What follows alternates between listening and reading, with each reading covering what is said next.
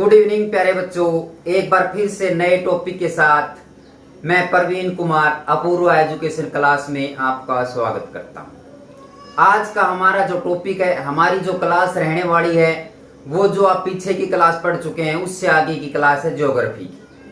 पीछे की क्लास में हमने पढ़ा भारत के मानचित्र के बारे में, उसी से आगे आज हम उसको कंप्लीट करने वाले हैं, उस पूरे टॉपिक को कंप्लीट करेंगे।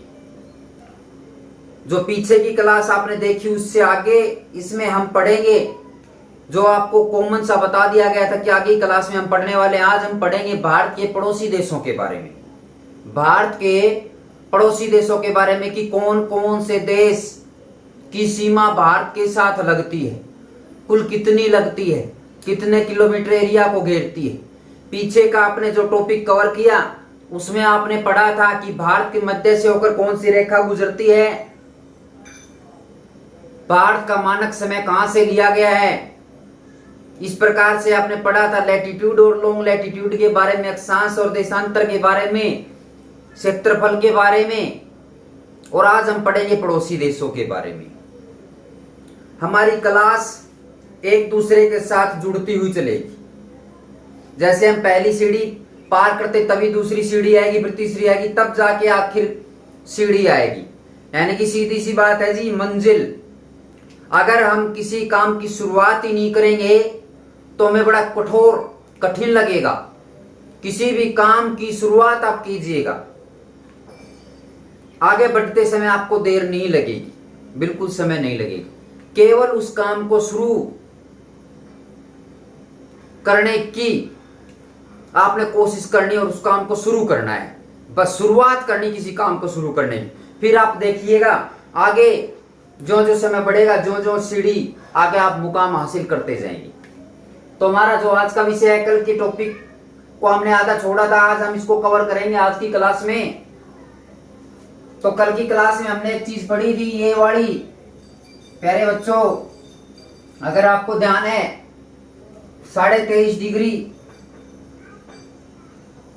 कर्क रेखा, एक पढ़ी थी हमने 82.5 डिग्री मानक समय रेखा। यहां से क्वेश्चन आता है, बार बार एसएससी रिपीट करती है, एसएससी रिपीट करती है इस क्वेश्चन को कि जो दोनों रेखाएं हैं ना, मानक समय रेखा और दूसरा 23.5 डिग्री कर्क रेखा, ये दोनों आपस में काटती हैं एक दूसरे को। क्या करती हैं बच्चों? काटती हैं। और काटती कहां है? ये आपका ये वाली जो जगह है छत्तीसगढ़। प्यारे बच्चों, छत्तीसगढ़ में एक दूसरे को दोनों रेखाएं काटती। एक क्वेश्चन और आपका ऐड हो गया है। उसके बाद बात है यहां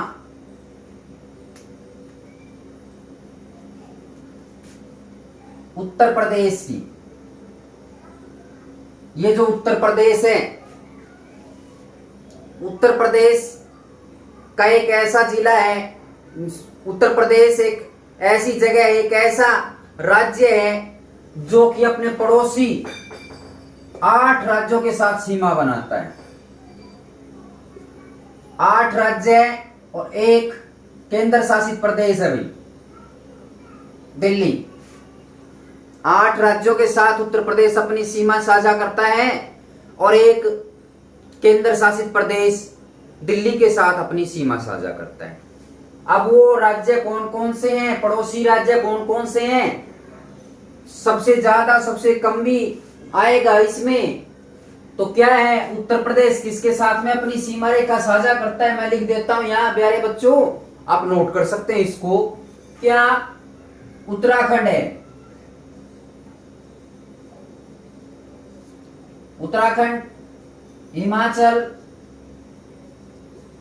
उत्तराखंड है, हिमाचल प्रदेश है,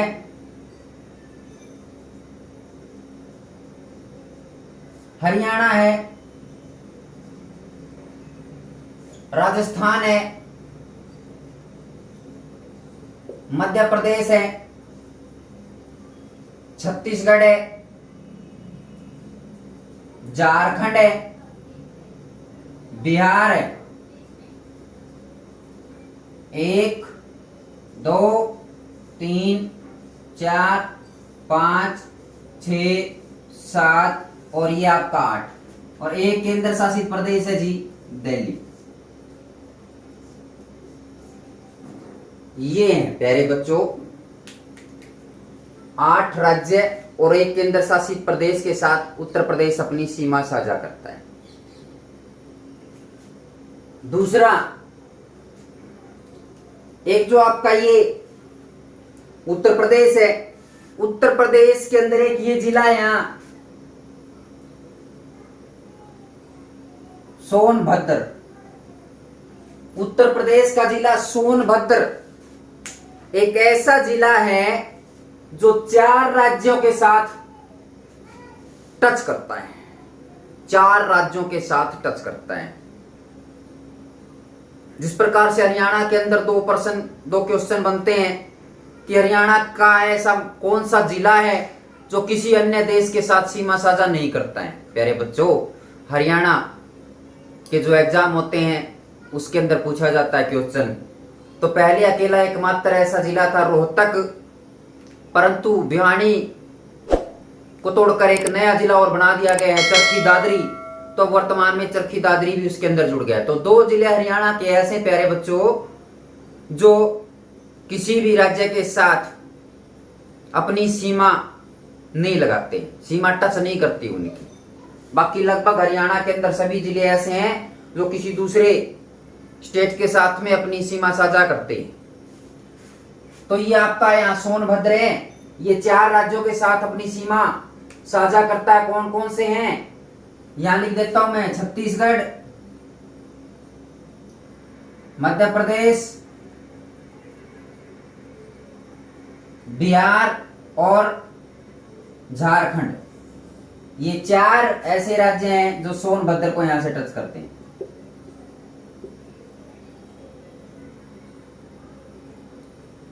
फिर इससे आगे आएगा यहां के पड़ोसी देश। अब पड़ोसी देश के लिए एक शॉर्टकट है यहां 55।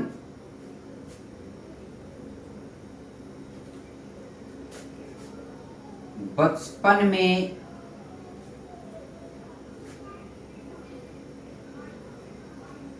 भुगतान,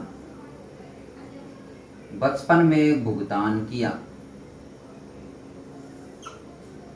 ये प्यारे बच्चों एक ट्रिक है छोटी सी, आपकी सुविधा के लिए बनाई गई है ताकि बच्चे इसको आसानी से कैच कर सकें कि है क्या। इसमें मैंने लिखा है कर्म से। कर्म से का मतलब है कि सबसे ज्यादा हमारी सीमा किस देश के साथ लगती है और सबसे कम किसके साथ है लगती है बच्चों। तो पहले है यहाँ बांग्लादेश, 2 नंबर पे है बच्चों चीन, वैसे बांग्लादेश जैसे चीन। 3 नंबर पे बच्चों पाकिस्तान, फिर न से नेपाल। 5 नंबर पे है बच्चों मैं से म्यांमार। 6 पे भू से भूटान और 7 पे है अफगानिस्तान।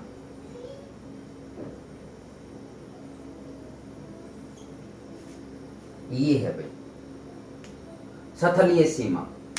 यहां से क्वेश्चन आपका बनेगा कि भारत का सर्वाधिक सीमा विस्तार सथलीय विस्तार किस देश के साथ है। सबसे पहला ही बांग्लादेश के साथ सर्वाधिक है।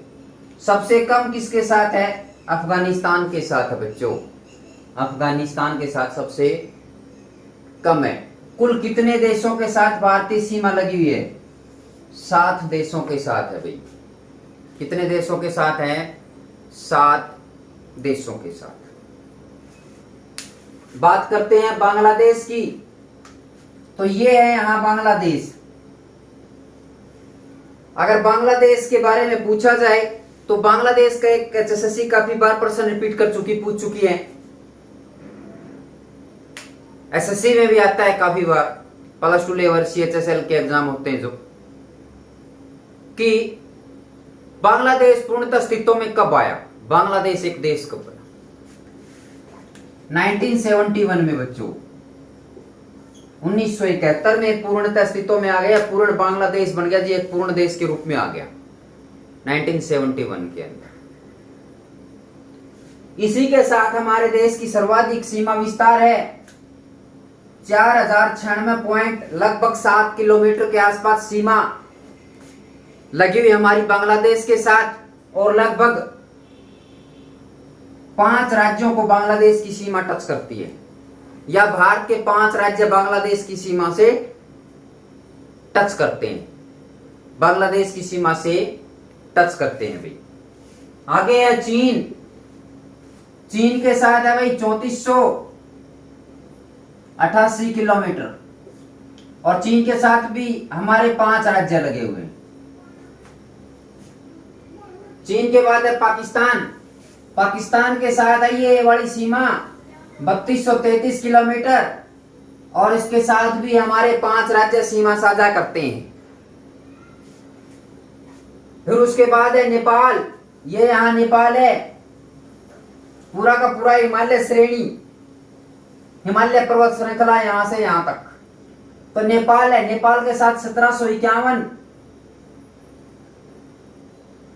किलोमीटर की सीमा लगती है, और इसके साथ भी 5 राज्य हमारी सीमा साझा करते हैं।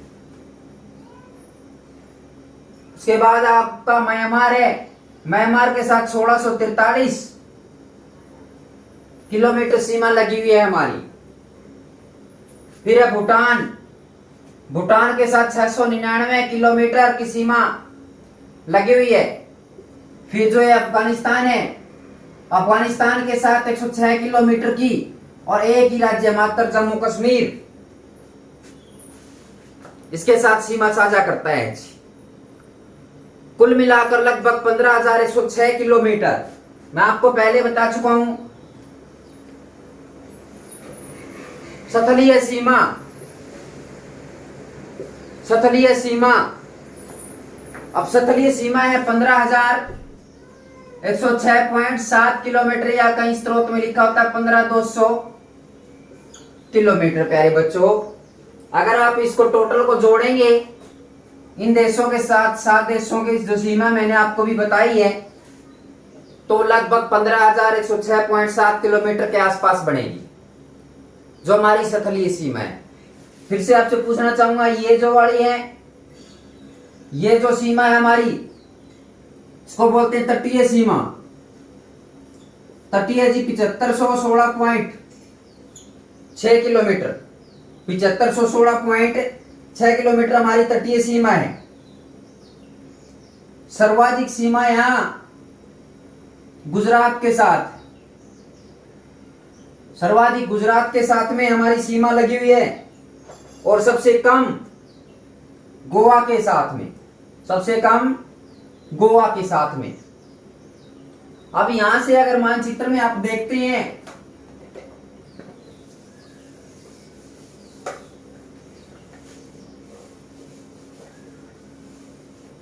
तो ऐसा लगेगा कि गुजरात के साथ तो बहुत कम है, परंतु ये यहां कटा फटा हुआ तट ऐसे यूं यूं यूं, इस कटे फटे हुए तट को बोलते हैं क्रीक, कटे फटे हुए तट को बोलते हैं क्रीक। प्यारे बच्चों, नोट कर सकते हैं आप ये बात। यहां से आगे हम चलते हैं, एक हमारा केंद्र शासित प्रदेश है जिसका नाम है पुदुचेरी या पांडेचेरी। वो अलग अलग जगह फैला हुआ है, 3 राज्यों में फैला हुआ है। एक तो यहां पे इसको बोलते हैं यनम, आंध्र प्रदेश के अंदर है यनम। दूसरा है कारेकल, कारेकल है आपका तमिलनाडु। तीसरा है माहे, ये आपका यहां केरल के अंदर। बच्चों, 3 अलग अलग राज्यों में फैला हुआ है, अलग अलग टुकड़ों में बटा हुआ है। यनम आंध्र प्रदेश, कारेकल तमिल, माहे केरल के अंदर है बच्चों। उम्मीद करूंगा प्यारे बच्चों से कि आपको बिल्कुल बेहतरीन तरीके से, अच्छे तरीके से आपको एक क्लास समझ में आ रही होगी। आप हमें कमेंट बॉक्स के माध्यम से बता सकते हैं, कमेंट करके हमें बता सकते हैं इस क्लास के बारे में। दूसरा, मैं आपको एक बात और यहाँ से बताना चाहूँगा, आने वाले समय में जल्दी HSSC सभी परीक्षाएं कंडक्ट करने वाला है, चाहे वो हरियाणा पुलिस की हो या सेट का एग्जाम हो या ग्राम सचिव का हो या पटवारी का हो, जो भी एग्जाम है वो जल्दी HSSC उनको कंडक्ट करेगी। बस आप तैयारी में लगे रहिएगा। अगर जो बच्चे तैयारी करने में नहीं लगे अभी तक, तो वो उनसे भी मैं चाहूंगा कि वो तैयारी में जल्द से जल्द लगे, क्योंकि लक्ष्य आपके सामने है। बस शुरुआत करने की जरूरत है। आप हमारे साथ शुरू कीजिएगा, एक बार मंजिल आपको जरूर मिलेगी। हमारे चैनल के साथ जुड़िएगा। वो कहते हैं, आपने सुना होगा कि हमेशा जिद्दी व्यक्ति इतिहास रचता। बच्चों, जिद्दी व्यक्ति इतिहास रचता है, तो आप भी जिद कीजिएगा, जिद। और जिद भी किसकी? मंजिल पाने की, परीक्षा को उत्तीर्ण करने की, सफलता प्राप्त करने की जिद। अगर आपने जिद कर ली, ठान लिया अपने दिमाग में कि मुझे ये हासिल करना है, तो आपको मंजिल जरूर मिलेगी। आपने एक सुना होगा, दशरथ मांझी का नाम सुना होगा। दशरथ मांझी एक बूढ़े व्यक्ति थे। अगर दशरथ मांझी जैसा बूढ़ा व्यक्ति छेनी और हथौड़ा लेकर पूरे पहाड़ को काट सकता है, तो आप क्यों नहीं कर सकते? आपको तो केवल दिमाग लगाना है, दिमाग, केवल शुरुआत करनी है, मेहनत करनी है। क्योंकि दशरथ मांझी ने ऐसा किया है। उसने जिद्दी की और उसने पूरे के पूरे पहाड़ को काट के रख दिया और एक इतिहास रच दिया। इतिहास क्यों? क्योंकि जिद्दी व्यक्ति हमेशा इतिहास रचता। आप किसी भी व्यक्ति की जो सफलता प्राप्त किए हैं, जो सफल व्यक्ति हैं आज वर्तमान समय में, किसी भी आप स्टोरी पढ़कर देखिएगा, किसी की स्टोरी को उठा के देखिएगा, उन्होंने जिद की और इतिहास रचा। और हमेशा जिद्दी व्यक्ति क्या करता है? इतिहास रचता है, इतिहास। तो आप भी जिद कीजिएगा सफलता हासिल करने के लिए और अपनी मंजिल की तरफ चलिएगा। हम आपके साथ खड़े हैं और हम आपको सफलता दिलाएंगे। जुड़िए आप हमारे चैनल के साथ, एक बेहतरीन एजुकेशन चैनल के साथ, जो आज वर्तमान समय में आपके साथ खड़ा है। तो आइए आगे चलते हैं हमारी क्लास में। हम पढ़ रहे हैं पड़ोसी देशों के बारे में। अभी आपने पढ़ा यहाँ जिले के बारे में, राज्य के बारे में, केंद्र शासित प्रदेश के बारे में। आगे की जो हमारी क्लास है, इसके अंदर बात आती है यहां से जम्मू कश्मीर की। ये जो जम्मू कश्मीर है बहुत विवादित जगह है। अब यहां से जो ये POK है, ये पाक अधिकृत कश्मीर है। ऐसा मानते हैं कि लगभग 30% हिस्सा जम्मू कश्मीर का पाकिस्तान के हिस्से में है, 10% हिस्सा चाइना के हिस्से में है और बाकी का 60% हिस्सा भारत का है। अब इन सभी देशों के बीच एक रेखा खींची गई है, एक रेखा खींची गई है भारत और पाकिस्तान के बीच। रेड क्लिफ, भारत और पाकिस्तान के बीच में बच्चों रेड क्लिफ रेखा है। भारत और चीन के बीच में बच्चों मैकमोहन है, मैकमोहन है। भारत और अफगानिस्तान के बीच डूरंड रेखा है। ये 3 रेखाएं बच्चों इंपॉर्टेंट है एग्जाम के लिए काफी। इसके बारे में मैं आपको बता देता हूं। अभी ये रेखा तो है, वर्तमान समय में भी है। जो डूरंड रेखा है प्यारे बच्चों, ये जो है ये है पाकिस्तान, यहां ये चीन है, ये बसता है बच्चों अफगानिस्तान। अब क्या होता है बच्चों, इसके अंदर जो ये वाला हिस्सा मैं आपको बता चुका हूं, ये पाकिस्तान के हिस्से में है। वर्तमान समय में जिसको पाक अधिकृत कश्मीर बोलते हैं, पाक अधिकृत कश्मीर बोलते हैं वर्तमान समय के अंदर, उसके हिस्से में। तो वर्तमान समय में ये रेखा भारत और अफगानिस्तान के बीच ना होकर किसके बीच में होगी जी? पाकिस्तान और अफगानिस्तान के बीच में। इसको शून्य रेखा से नाम से भी जाना जाता है। शून्य रेखा या डूरंड रेखा एक ही चीज है। पहले भारत और अफगानिस्तान के मध्य, अब पाकिस्तान और अफगानिस्तान के मध्य होगी है। फिर बात करते हैं यहां से श्रीलंका की। ये जो चीज है, आपने सुना होगा कि श्री राम के द्वारा या वानरों के द्वारा एक पुल बनाया गया है, उसको बोलते हैं यहां पे रामायण में आपने देखा होगा आदम का पुल या पेम्बन द्वीप। भारत और श्रीलंका को अलग करता है जी। आदम का पुल या पेम्बन द्वीप के द्वारा भारत और श्रीलंका अलग होते हैं। इनके बीच का प्रश्न बहुत ज्यादा बार आता है, बहुत ज्यादा बार एसएससी एचएसएससी काफी एग्जाम के अंदर रिपीट कर सकती है। आप भी इसको नोट कर सकते हैं, काफी इंपॉर्टेंट क्वेश्चन है एग्जाम की दृष्टि से। क्या है कि भारत और श्रीलंका को किसके द्वारा अलग किया जाता है? इसका नाम है जी पाक जल संधि।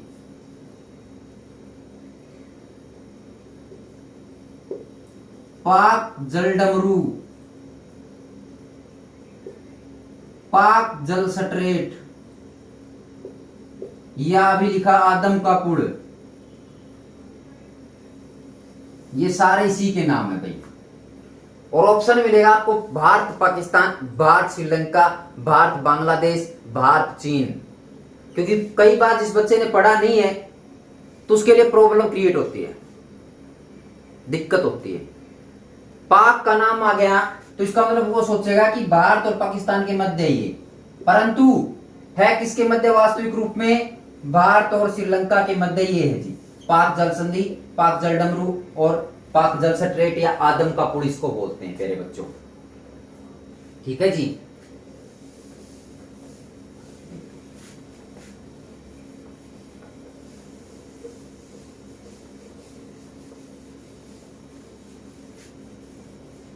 इससे आगे है, भारत के अंदर 5 ऐसे राज्य हैं, 5 राज्य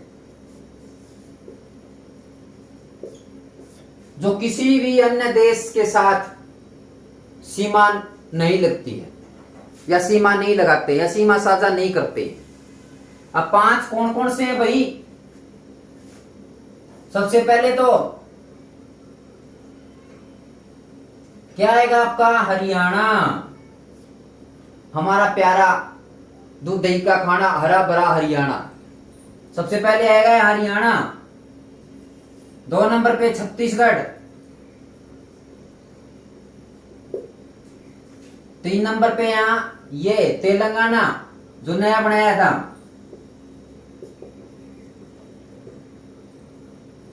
4 नंबर पे जी आपका यहां ये मध्य प्रदेश, और 5 नंबर पे जी झारखंड। ये भाई 5 राज्य हैं जो किसी अन्य देश के साथ अपनी सीमा साझा नहीं करते। ठीक है बच्चों।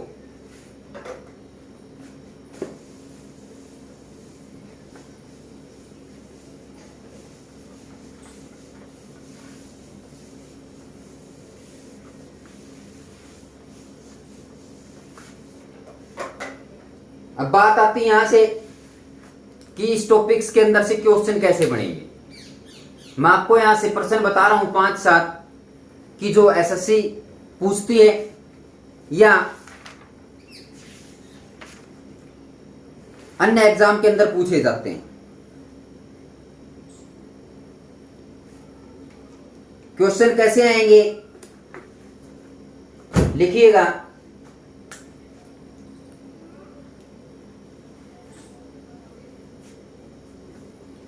प्रश्न आएगा, भारत में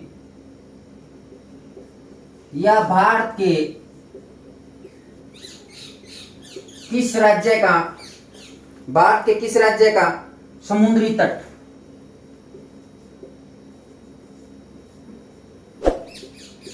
सबसे लंबा है।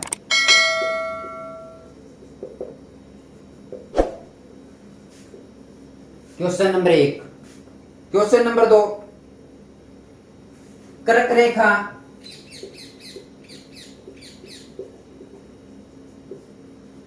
कितने राज्यों से होकर गुजरती है?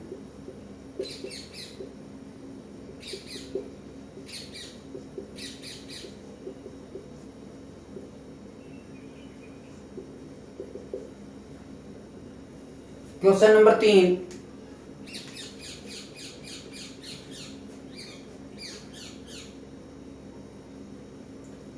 भारत के किस प्रदेश की सीमाएं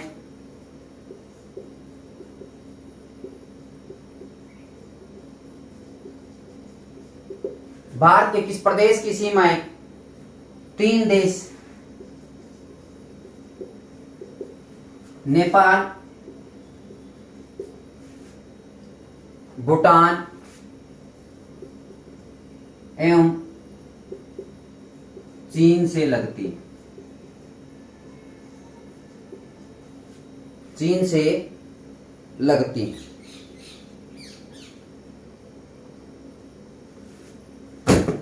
तो प्यारे बच्चों, इस तरीके से आपसे प्रश्न पूछे जाएंगे। ऑप्शन मिलेंगे वही आपको 4। इसी तरीके से हम आपको यहाँ जो जो हमारी क्लास आगे बढ़ेगी, हम टेस्ट सीरीज रखेंगे। टेस्ट सीरीज के माध्यम से आपको क्वेश्चन मिलेंगे। जो ही हमारा टॉपिक पूरा कवर हुआ, उसके क्वेश्चन आपको यहाँ देखने को मिलेंगे। अभी आपने पढ़ा भारत के किस राज्य से समुद्री तट सबसे लंबा है? इसका आंसर क्या रहेगा जी आपका? गुजरात। कर्क रेखा कितने राज्यों से होकर गुजरती है? पिछली क्लास में बताया था 8 राज्य। सबसे इंपॉर्टेंट क्वेश्चन, एक हटके क्वेश्चन है। भारत के किस प्रदेश की सीमाएं 3 देश नेपाल, भूटान एवं चीन से लगती हैं? तो यहां आएगा प्यारे बच्चों त्रिपुरा। इस टॉपिक के अंदर हमारे कम से कम 25 से 30 क्वेश्चन आराम से बनाए जा सकते हैं। आप नोट कर सकते हैं, अपने नोट्स बना सकते हैं। तो प्यारे बच्चों, ये था हमारा आज का टॉपिक, भारत का मानचित्र, जिसके में आपने पढ़ा, भारत की भौगोलिक स्थिति जानी।